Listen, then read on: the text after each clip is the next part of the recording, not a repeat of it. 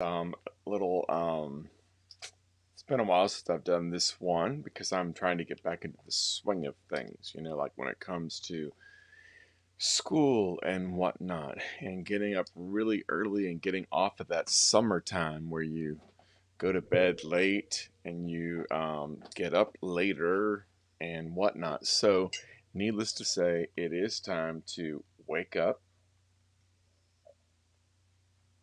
and smell the coffee. Wow. Okay, so the swirl's been pretty heavy, which we all realize that.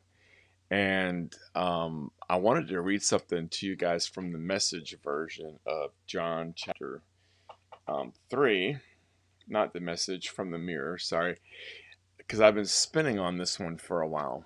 And I'm just on the front end of spinning on it really good. But, this conversation that Jesus has with Nicodemus, particularly when you read it in the mirror version, is, I think, a lot more profound.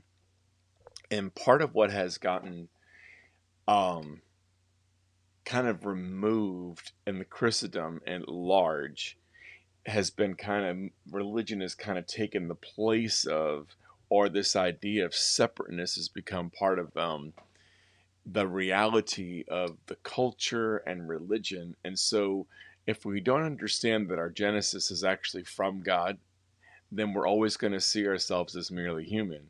And if we see ourselves as merely human, it changes everything as far as our oneness and how we function, etc. Because if we see ourselves as merely human, we're always going to walk alongside ourselves, right? Trying to get something out here of God to come into us, and we lose the reality that we actually have it all. So I'm going to read from this, and it's actually really, really good in this verse. So now amongst them there was a man who was a prominent leader among the Jews, a Pharisee named Nicodemus. He came to see Jesus under the cover of night, and he said to him, Rabbi, it is clear for all of us to see that you come from God as a teacher. The signs you perform are proof that God is with you. No one is able to do these signs you do if they are not in union with God. So Nicodemus recognizes outside of himself, like, right, I recognize in you that you must be connected because of what you're doing, the signs and miracles, wonders. Jesus answered him emphatically. No one would even be able to recognize anything as coming from God's domain unless they were born from above to begin with. The very fact that this is possible to perceive that it is possible to perceive that I am in union with God as a human being reveals mankind's genesis from above. What is he saying? He's saying, look at me. If you can see that I'm in union with God, right? That very fact that it's possible to perceive that I'm in union with God as a human being reveals mankind's genesis from above. Jesus reveals in us that we were born from above. And that's the part that gets so easily pushed out of the way and kind of not really ever highlighted in a way where we know that, like where we know that. It's kind of like, it's almost like, I've got to have this event and then this encounter and this thing. And it's always this chase that we're doing after God, trying to catch him when he's already been on the inside and we were actually created in him. So the implications, David hits on this in Psalm 139. He says, before the days of my life, any of the days of my life were lived out, the book of my life, um, before there was one of them, he was essentially, I was with you. And he acknowledges that his genesis was from God, so that I was with you in the foundations of the world, the foundations of the earth. I was with you first. Okay. Nicodemus didn't understand this answer and said to him, how can a person be born if they're already grown up? Surely one cannot re-enter the mother's womb and be born a second time. His note here, the text says that Nicodemus looks at the subject merely from the physical side. His second time is not the same as Jesus from above. As Godet remarks, He does not understand the difference between second beginning and a different beginning. Jesus answered him, "You have to get this. Unless someone is born of water, the womb, and spirit, there would be no possible connection with the realm of God. Whatever originates out of flesh is flesh, but what is sourced in spirit is spirit." He makes a note here that the message says, message version, when you look at a baby, it's just that, a baby. You can look at it, touch it, but the person who takes within, but the person who takes shape within is formed by something you can't see and touch, the spirit. That gives a whole new meaning to, you can hear the wind, right? You know where it goes and whatnot. If that wind is inside of you, this changes things quite a bit. He said, "Don't be surprised when I say to you, you couldn't get here in the flesh unless you got here from above." And he references John 1:13. These are the ones who discover their genesis in God beyond their natural conception. This is not about our blood lineage or what we were a want or all, what. Okay, so obviously doing this, I'm still adjusting the time and being awake. This is not about our bond, right? Our blood lineage, or whether we are wanted or an unwanted child. This is about our God-begottenness. We are His dream come true. We are not the invention of our parents. You are the greatest idea God has ever had. He says we can observe the effect of the wind has and hear its sound whenever it touches objects. Yet those objects do not define the wind. It comes and goes of its own accord. If it was not born out of the Spirit in the first place, it would not be possible to detect spirit influence at all. Okay, this takes me back to when they accused Jesus, right?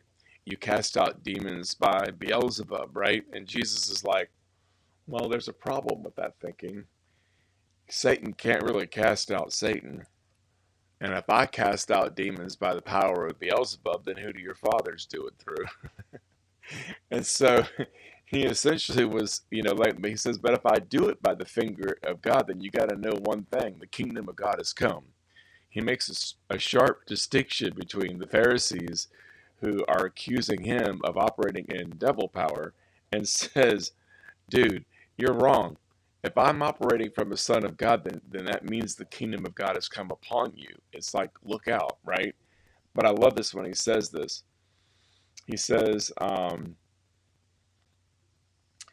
if life was not born out of the Spirit in the first place, it would not be possible to detect spirit influence at all.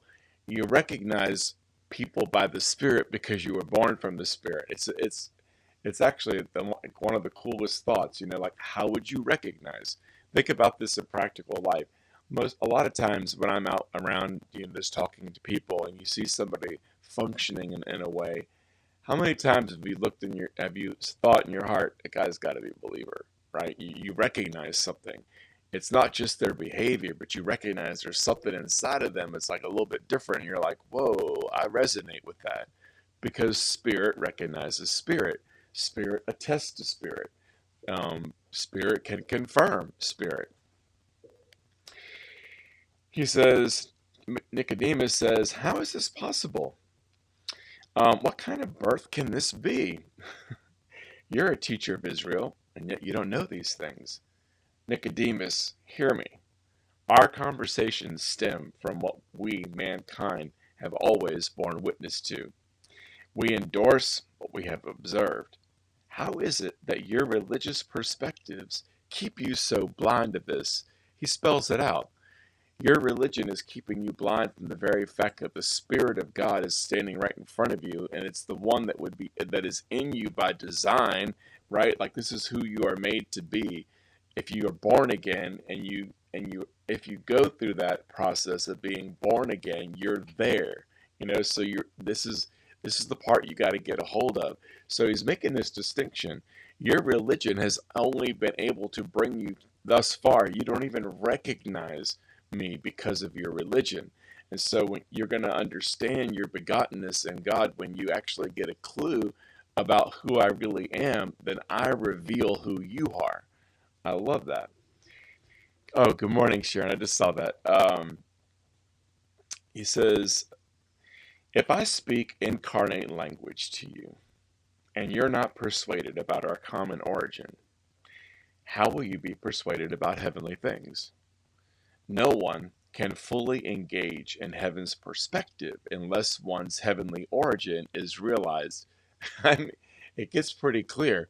Romans, 1 lays out emphatically that by nature of who we are, just in being created in God's image alone, we should be figuring this thing out. Like when you look at the world, you look at creation, it's like you cannot avoid asking the question, is there a God and am I connected to him? It resounds and reverberates inside of every human being. He says, remember how Moses lifted up the serpent in the wilderness? Even so, the Son of Man will be lifted up. In the same prophetic pattern, I will be lifted up for all to see and be equally persuaded in the echo of the life of the ages now redeemed within them. Wow. He says the entire cosmos is the object of God's affection, and he's not about to abandon his creation. The gift of his Son for mankind to realize their origin in him who mirrors their authentic birth, begotten not of flesh but of the Father. In this persuasion, the life of the ages echoes within the individual and announces that the days of regret and sense of lostness are over. Wow.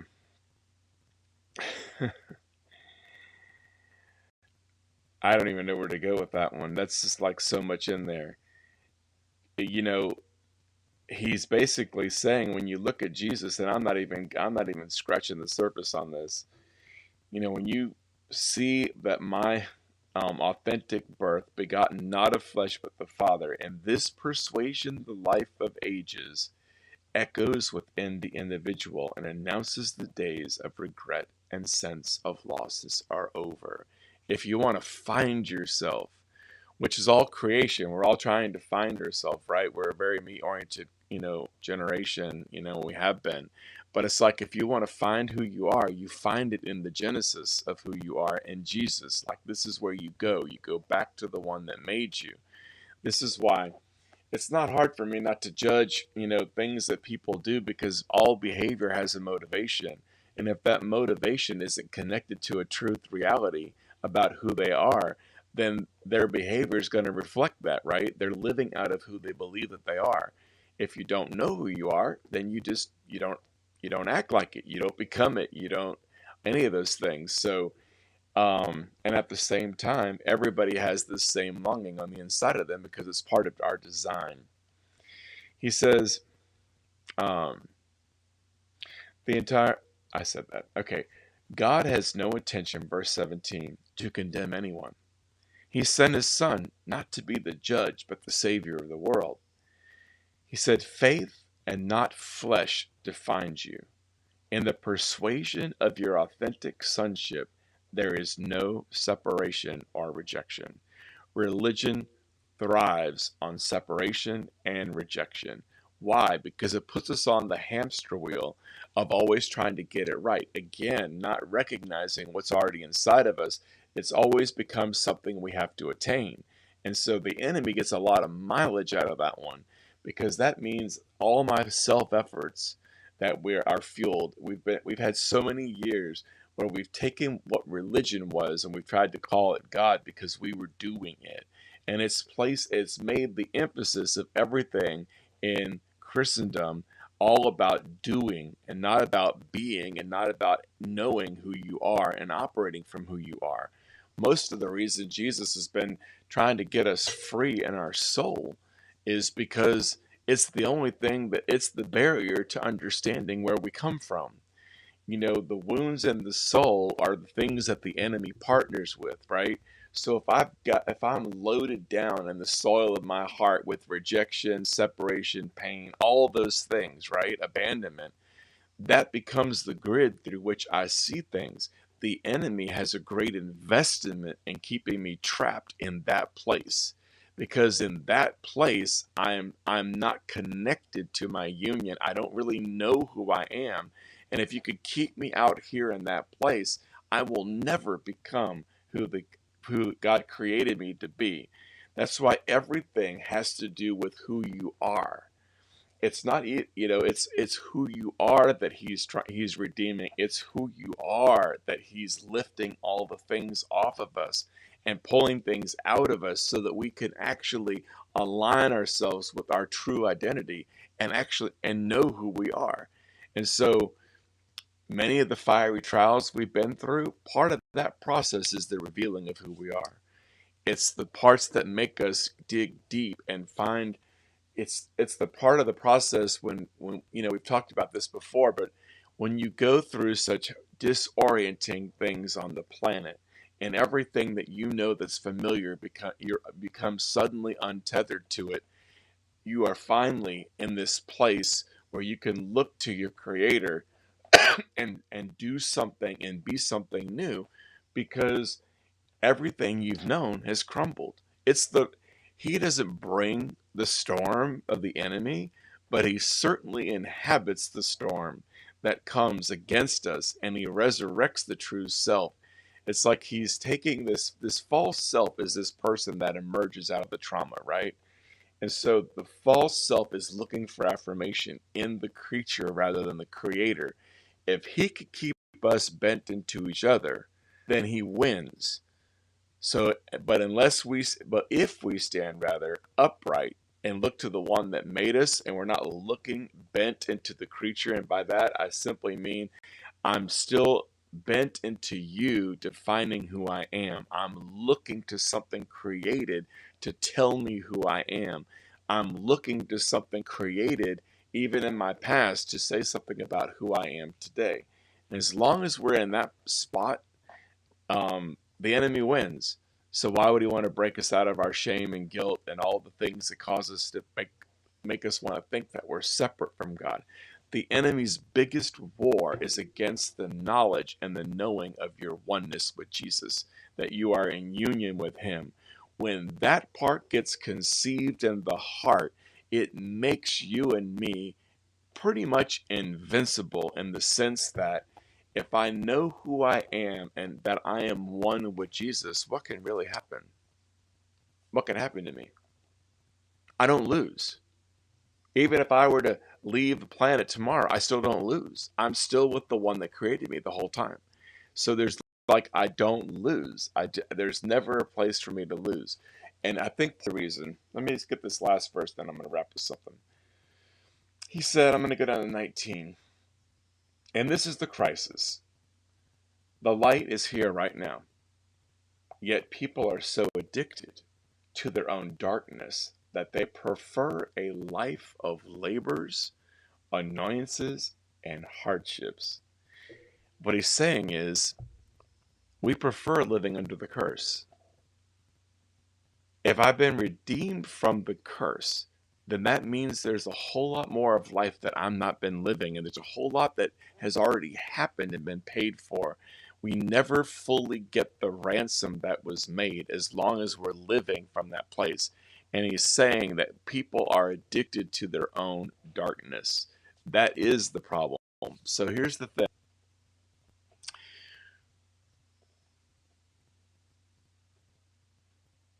He says when someone, read this one more verse, is engaged in something worthless, they often fear exposure and feel threatened by the light.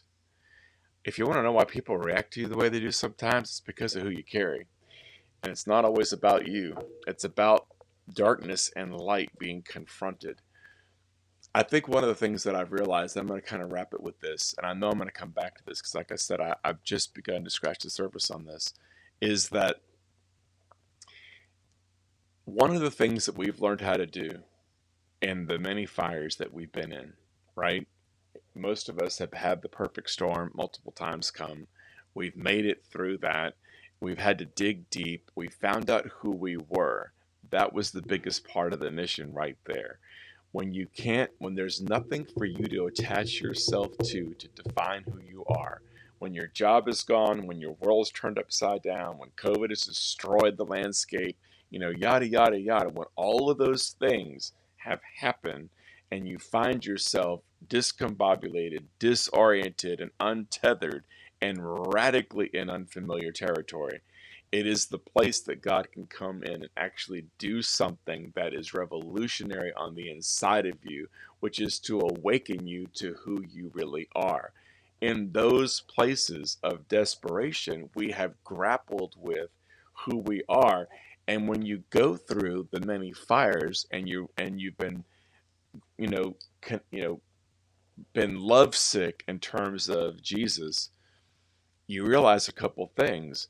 Most people in the remnant, the manifest sons and daughters of God, there's nowhere to go behind me.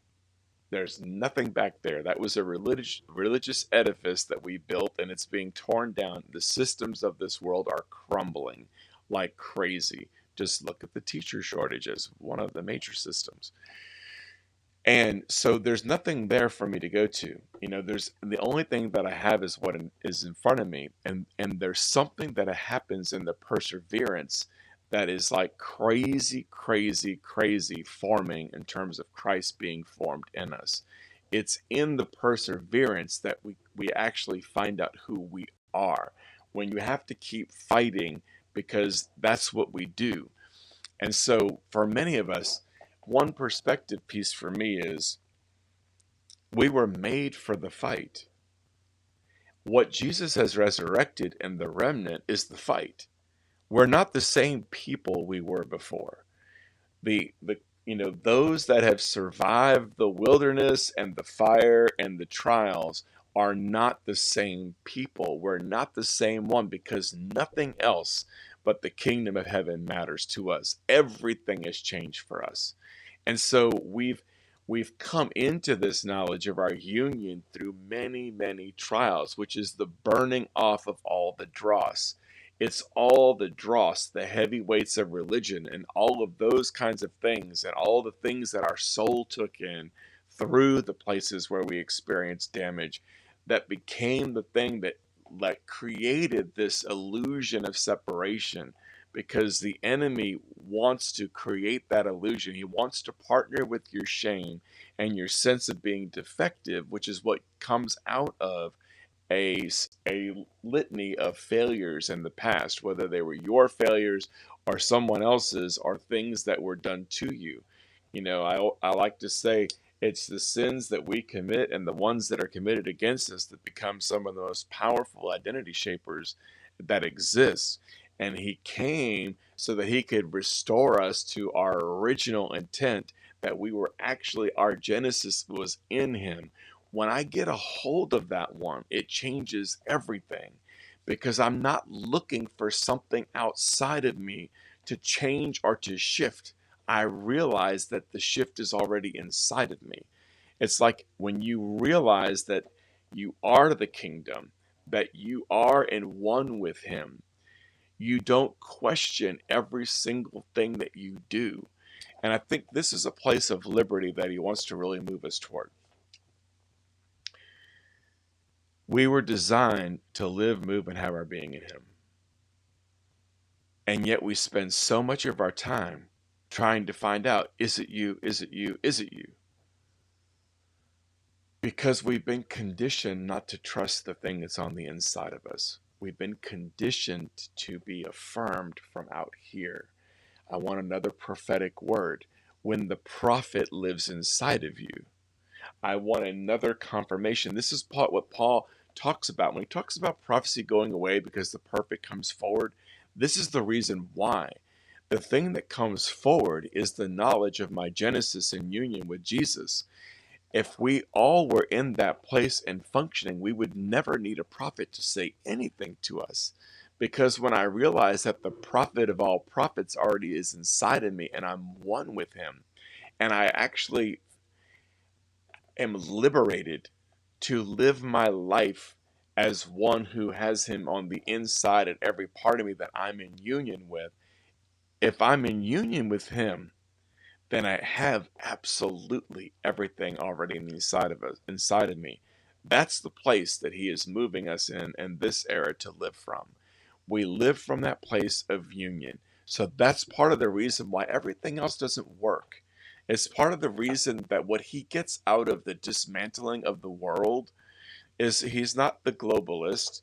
He's the one that gets the master reset inside of us. The whole goal in all of what he's been doing in us and through us is to get us into the place where we know who we are and we function from that place of union as ones who are already one with him. Meaning, you can trust what's inside of you. He wants us to be free and functioning. And so one of the ways that I've said that is just get on the path. Just find the thing that you think he's on and get on it. And the dream's going to find you. But even bigger and better than that is just be authentically you. In other words, if you're one with him and you're being who you are, that is the highest place that you could ever come into in the kingdom, is actually just being who you were created to be.